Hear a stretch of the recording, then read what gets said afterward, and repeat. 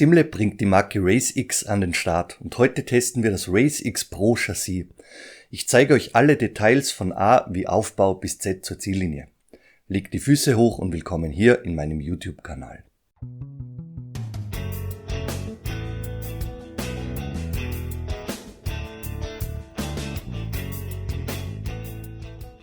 Zu Beginn wie gewohnt der Disclaimer. RaceX hat dieses Testmuster zur Verfügung gestellt. Es gibt keine Auflagen oder Vorgaben hinsichtlich dieses Reviews und ich bin kein Teilnehmer eines Affiliate-Programms des Herstellers. Doch nun kann's losgehen. Kapitel Nummer 1: Das Unternehmen. Aus meinem Kanal kennt ihr bereits einige Reviews von SimLab-Produkten. Und nun baut SimLab sein Portfolio aus. Mit RaceX gibt es ein Standbein abseits von reinen Aluminium-Profil-Lösungen. Klickt auf Videos und blättert etwas zurück, falls ihr diese Reviews in meinem Kanal nachholen wollt. Kapitel Nummer 2: Die Preise und das Zubehör. Das RaceX Pro Chassis kostet 699 € inklusive Steuer und kann in schwarz oder weiß geordert werden. Optional kann der RaceX GT Seat dazu gekauft oder später separat geordert werden. Diesen Sitz teste ich gerade über einen längeren Zeitraum. Ein Review dazu folgt in ein paar Monaten, um auch über Langzeiterfahrungen sprechen zu können. Weiteres Zubehör sind der RaceX Direct Drive Mount für beispielsweise SimuCube, der bereits von mir vor ein paar Tagen reviewte RaceX Xero Play Quick Release und der um 99 € erhältliche RaceX Side Mount für die Montage von Shifter und Handbrake. Kapitel Nummer 3: Der Rig Zusammenbau. Du benötigst dafür keinerlei Vorwissen oder spezielle handwerkliche Kenntnisse. Es ist alles selbsterklärend, sehr einfach. Da es sich beim Rahmen um ein komplettes Rohrprofil handelt, sind lediglich diverse Anbauten durchzuführen. In 2-3 Stunden sollte der Zusammenbau erledigt sein, wenn du es sehr gemütlich angehen lässt. Auf der Homepage kannst du eine übersichtliche Anleitung herunterladen. Ebenso liegt Schraubenmaterial bei, um die gängige Peripherie wie Wheelbase, Pedale oder Shifter am Rig montieren zu können. Beim Zusammenbau habe ich mich an die Aufbauanleitung gehalten.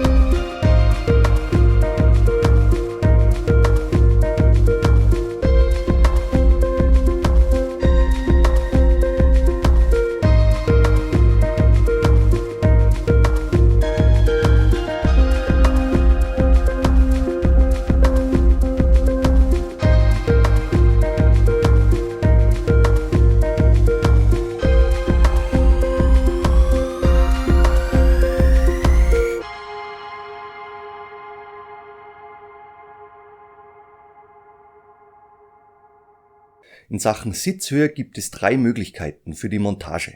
Am niedrigsten sitzt man, wenn die Sitzschienen direkt mit dem Rahmen verschraubt werden.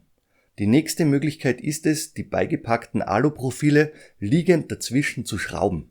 Dann sitzt man entsprechend der Profilmasse 40 x 80 um 4 cm höher. Wenn die Profile dann hochkant unter der Sitzschiene verbaut werden, dann sitzt man entsprechend 8 cm höher. Ich habe mich für die mittlere Sitzhöhe mit liegend verschraubten Profilen entschieden. Kapitel Nummer 3: Die technischen Details. Der Grundrahmen benötigt mindestens 1300 x 700 mm Platz, ohne seitliche Anbauteile.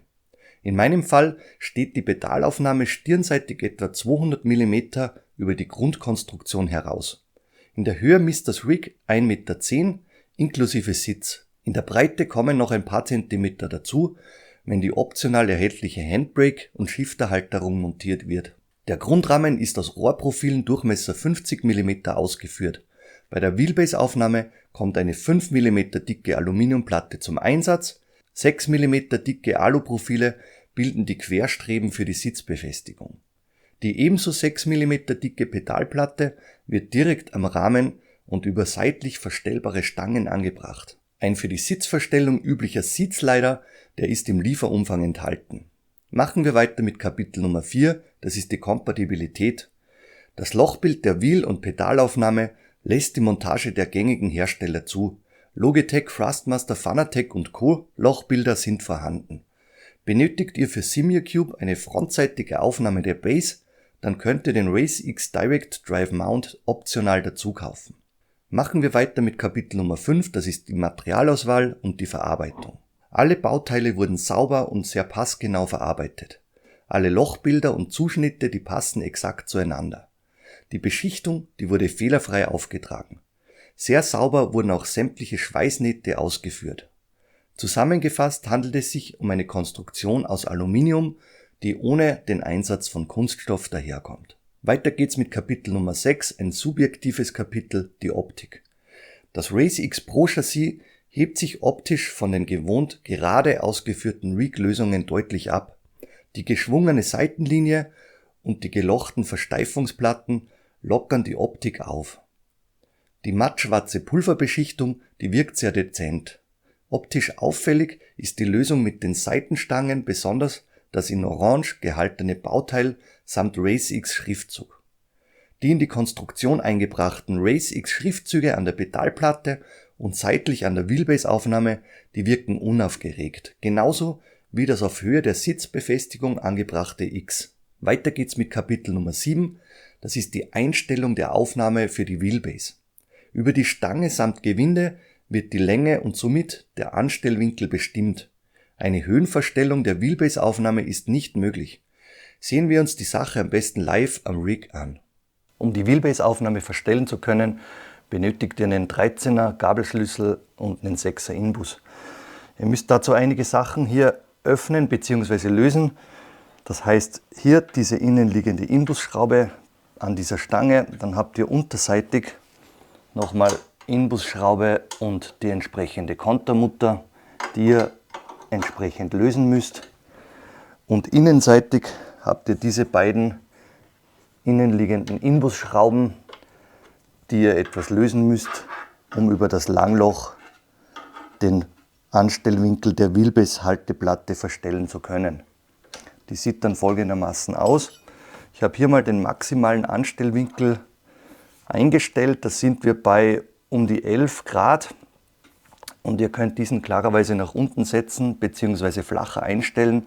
Hier müsst ihr diese silbernen großen Überwurfmuttern lösen und könnt dann dies freigeben und entsprechend, ihr seht, wenn ich hier nach oben drehe, bekomme ich Platz nach unten und könnt einen Anstellwinkel von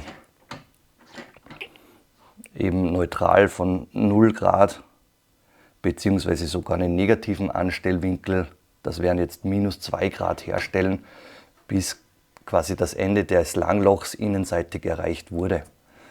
Der realistische Einsatzfall für euch ist meistens, wenn ihr eine neutrale Wheelbase, Direct Drive Wheelbase ohne Anstellwinkel übers Gehäuse besitzt, dann wollt ihr hier klarerweise nach oben besitzt ihr eine Wheelbase, die einen Anstellwinkel werkseitig mitbringt, beispielsweise Thrustmaster, TGT, Logitech Wheelbases, dann werdet ihr auf einen neutralen Anstellwinkel über das Rig setzen, da eben die Wheelbase diesen Anstellwinkel mitbringt. Ich persönlich bin gerne mit großen Anstellwinkeln unterwegs. Für mich sind diese 11,5 Grad in etwa, die ich erreichen kann, das Minimum, das ich gerne habe. Ich bin meistens mit bis zu 15 Grad unterwegs, aber geht mit dem Race X Pro Chassis in meinen Augen noch in Ordnung. Weiter geht's mit Kapitel Nummer 8, die Stabilität der Wheelbase-Aufnahme.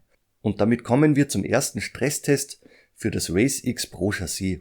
Das sehen wir uns am besten wiederum live am Rig an. Viel Spaß damit. Kommen wir zum maximalen Stabilitätstest direkt live am Rig.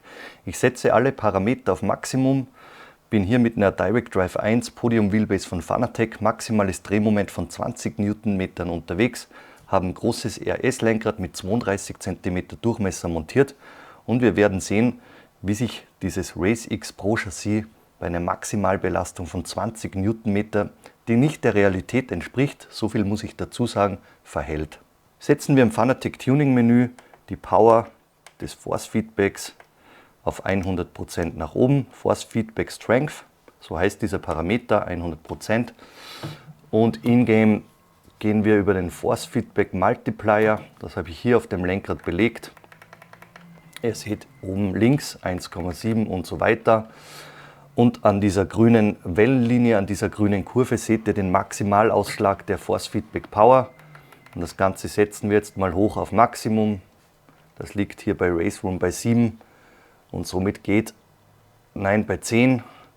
Und somit ist die Podium DD1 am Anschlag. Ihr seht dies auch, wenn diese grüne Linie deutlich über diesen roten Strich hinaufgeht und hier oben eine Gerade bildet, eine Parallele, dann sind wir im absoluten Anschlag des Systems. Und ihr seht auch an meiner Gesichtsmimik vermutlich, dass ich mich jetzt anstrengen muss, auch beim Sprechen. Und wir simulieren jetzt hier mal auf dieser Geraden so einen Slalom. Ich muss die Bilder dann im Anschluss auswerten. Sehe auf meinem Mirror Screen da drüben, dass sich dies sehr stabil verhält. Ich spüre ein leichtes Klackern. Das liegt nicht am Race X Pro Chassis, sondern am Quick Release der Podium DD1 Wheelbase, der eben nicht ganz spielfrei ausgeführt ist. Aber wenn ich die Wheelbase-Halteplatte hier bei diesen Fahrmanövern, ich fahre mal hier durchs Gemüse,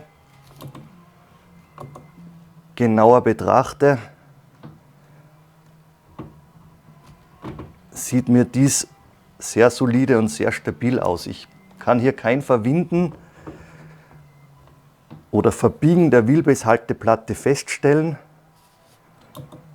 Entschuldigt mein abgehacktes Sprechen, aber ich muss mich hier konzentrieren, keine Fehler zu machen. Das kann für die Handgelenke sehr schmerzlich werden. Aber in meinen Augen sieht dies sehr stabil, sehr solide aus. Jetzt gehen wir mal runter auf ein kräftiges Force-Feedback-Maß, mit dem ich persönlich unterwegs bin. Das liegt im Bereich von um die 12 bis 13 Newtonmeter Peaks, das heißt Spitzendrehmoment, wenn ich mit eben so großen Wheels wie diesem hier unterwegs bin. Das setze ich jetzt über den Force Feedback Multiplier direkt in Race Room. Jetzt gucken wir mal bei so einer Kurve, ob ich das jetzt hier richtig erwischt habe. Vielleicht eine Spur kräftiger noch. Und klarerweise sind wir hier deutlich über den extrem harten 20 Newtonmetern so einer DD1 Wheelbase unterwegs. Und diese steckt das Race X Pro Chassis klarerweise sehr entspannt weg. Ihr habt hier absolut kein Vibrieren, Verwinden oder sonst irgendetwas wahrzunehmen.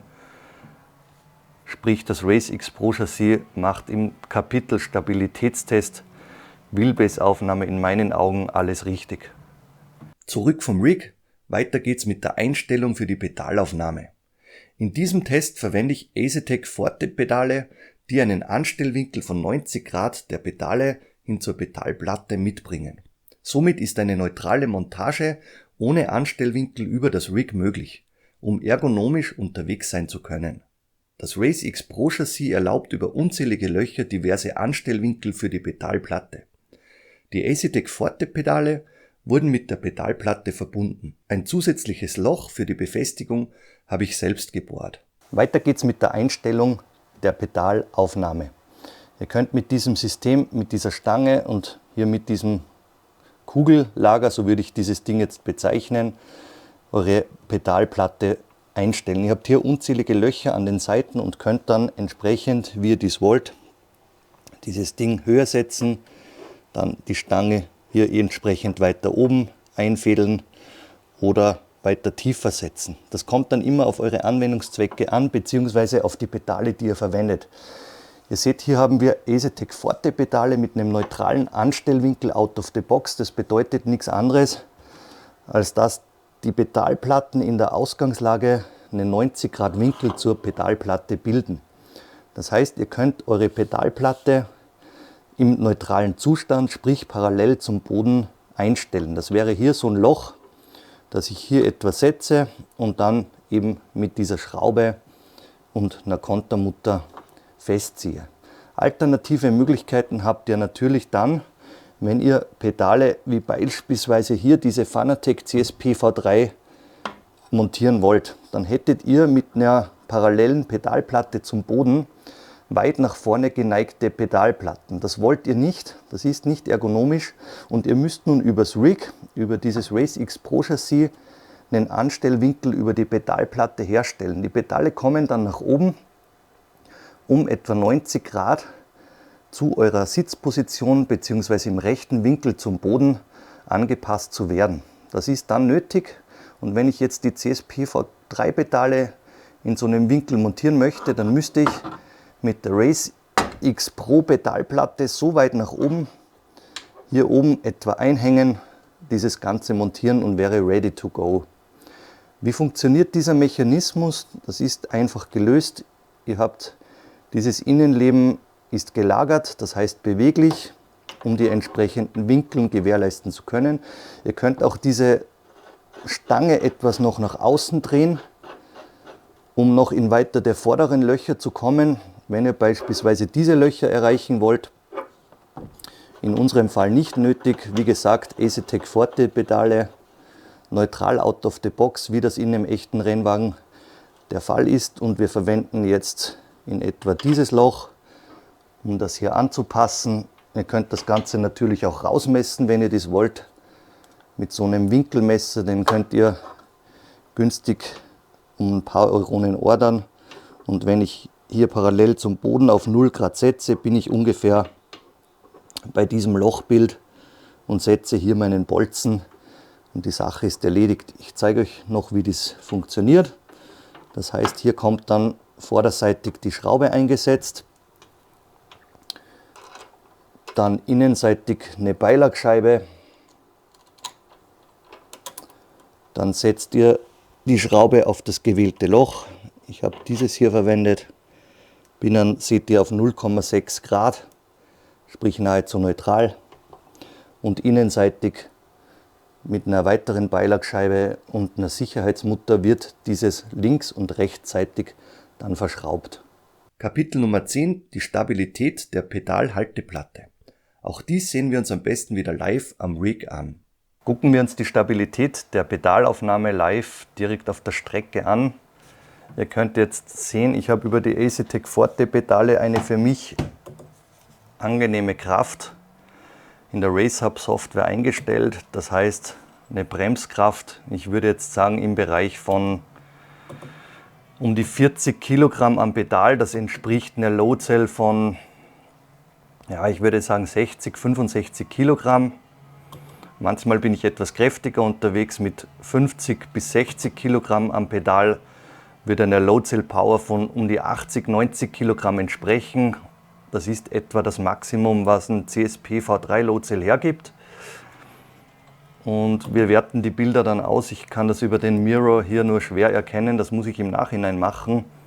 Fakt ist, ich spüre auf der Rennstrecke einmal keinen Flex, keine Verwindung, kein Nachwippen der Pedalplatte und es gelingt mir mit üblichen, sehr moderaten Pedalkräften oder auch kräftigeren Settings exakte Bremspunkte zu treffen, das Ganze zu wiederholen, um hier gut den Scheitelpunkt dann entsprechend zu treffen. Wir haben über das Thema Trailbraking ausführlich gesprochen und hier ist es klarerweise nötig, dass ein Rig euch das entsprechende Feedback, sprich eine stabile Pedalhalteplatte, gewährleistet. Bremsen wir hier nochmal kräftig eine Kurve an und das Ganze fühlt sich unter meinen Füßen sehr solide, vertrauenswürdig an. Testen wir an dieser Stelle nochmal den Extremfall. Ich gehe raus aus dem Spiel, starte die RaceHub Software. Ihr seht mein präferiertes Setup für die Bremsen.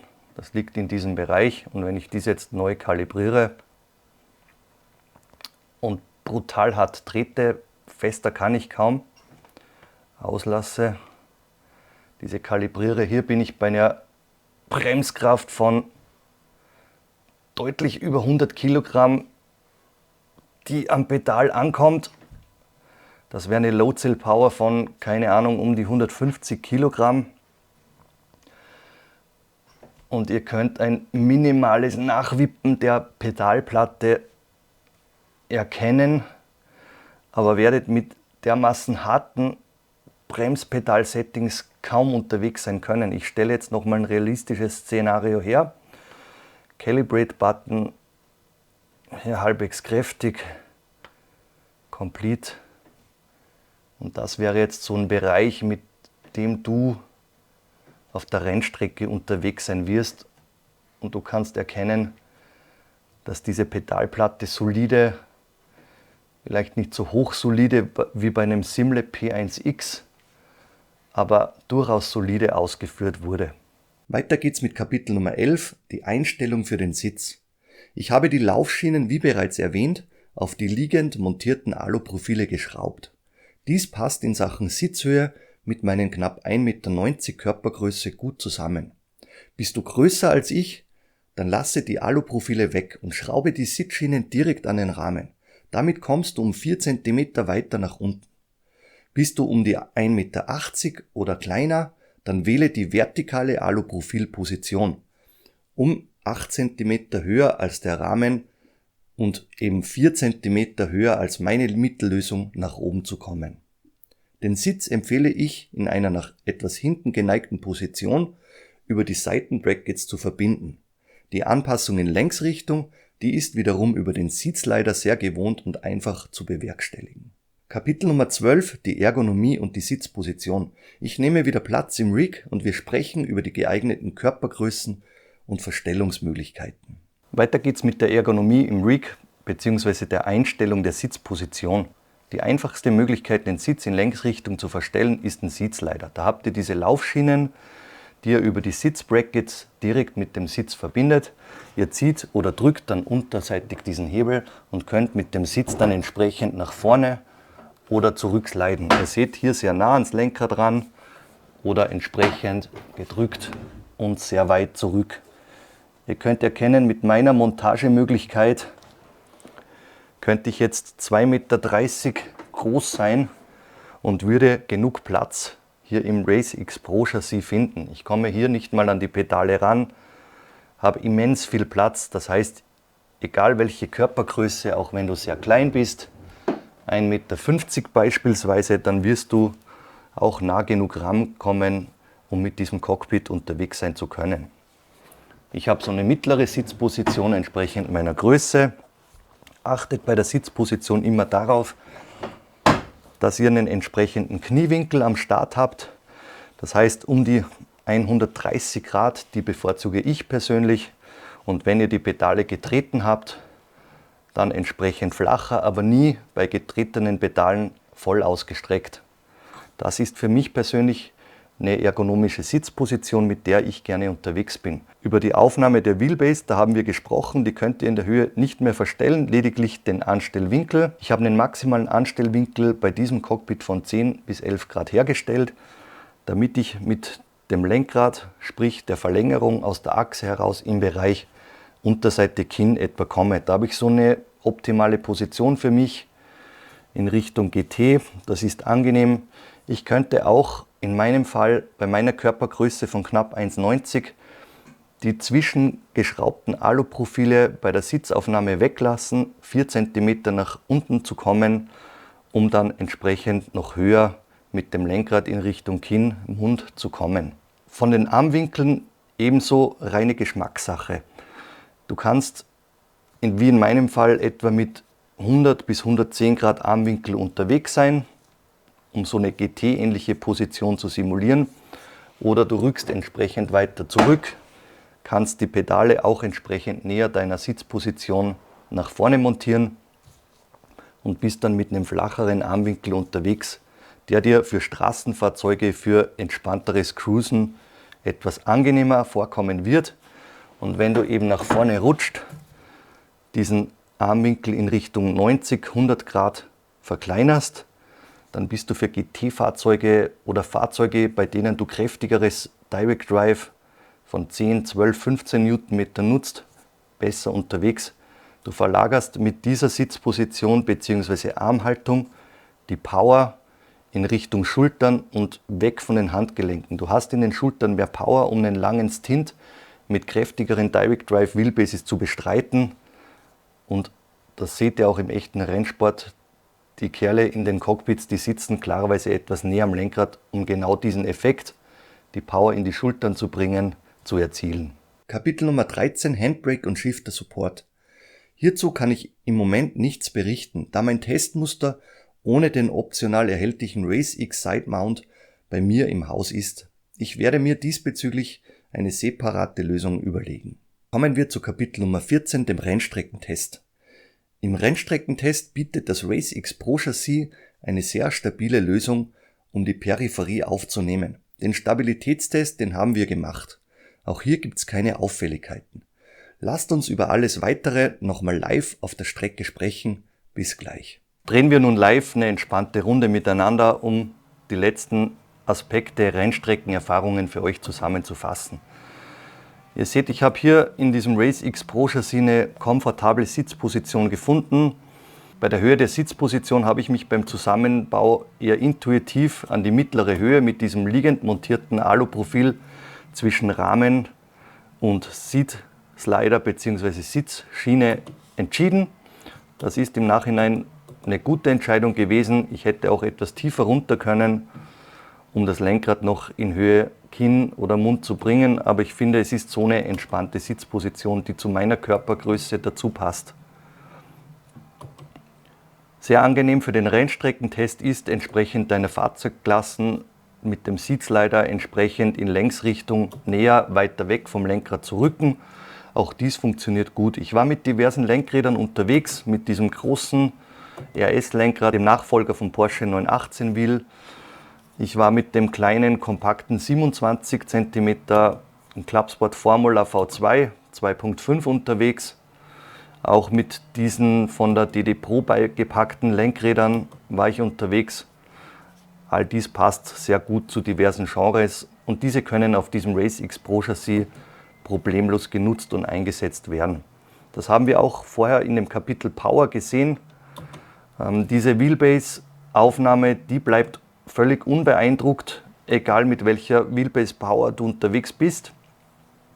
In Sachen Pedalaufnahme mit meinen präferierten Settings, darüber haben wir auch gesprochen, auch hier macht das RaceX Pro Chassis eine wirklich gute Figur.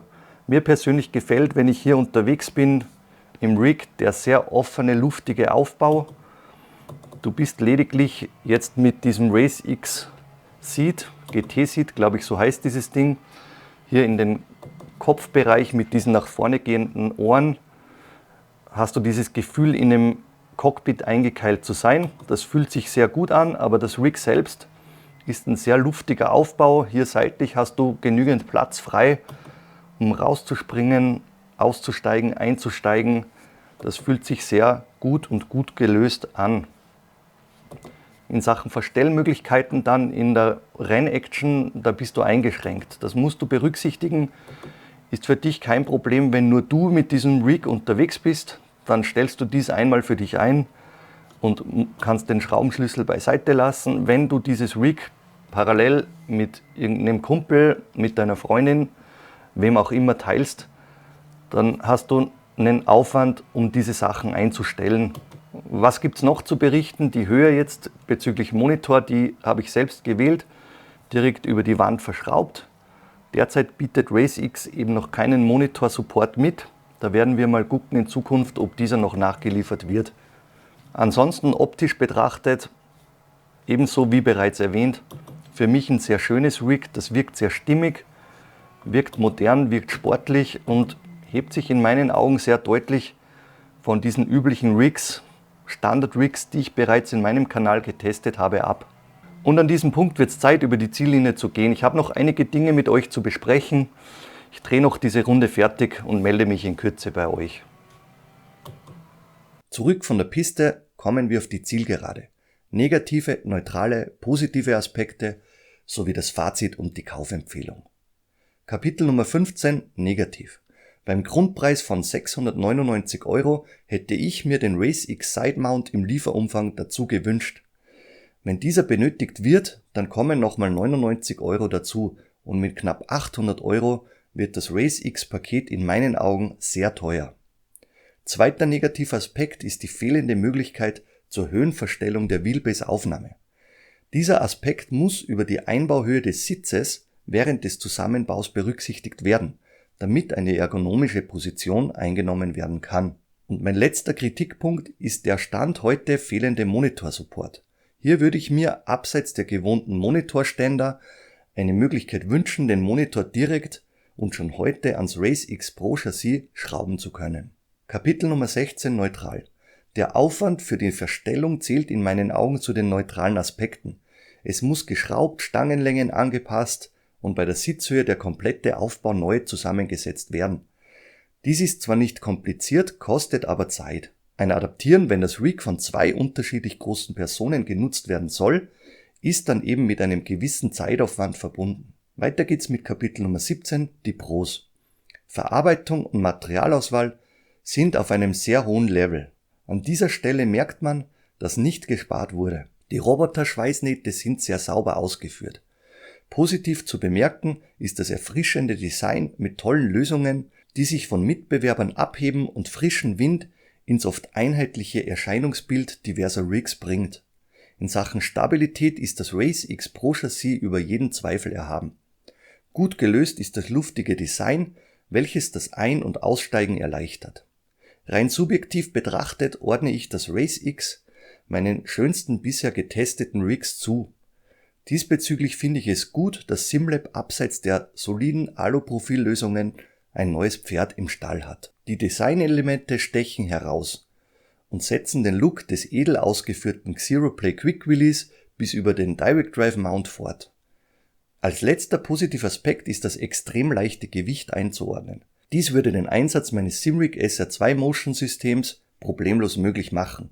Die Montage dessen steht natürlich auf einem anderen Papier und würde einiges an Bastelaufwand bedeuten. Kapitel Nummer 18, das Fazit und die Kaufempfehlung. RaceX spricht mit dem Pro-Chassis zahlungskräftige Enthusiasten an. Du gehörst zu dieser Zielgruppe, wenn du das entsprechende Budget mitbringst und dich von den optisch oftmals langweiligen Standard-Rig-Lösungen deutlich abheben möchtest. An dieser Stelle wirst du mit dem RaceX ein Rig mit Wiedererkennungswert finden und glücklich sein. Über Stabilität und den Einsatz kräftiger Direct Drive Wheelbases samt kräftigen Pedalen musst du dir mit dem RaceX Pro Chassis keine Sorgen machen.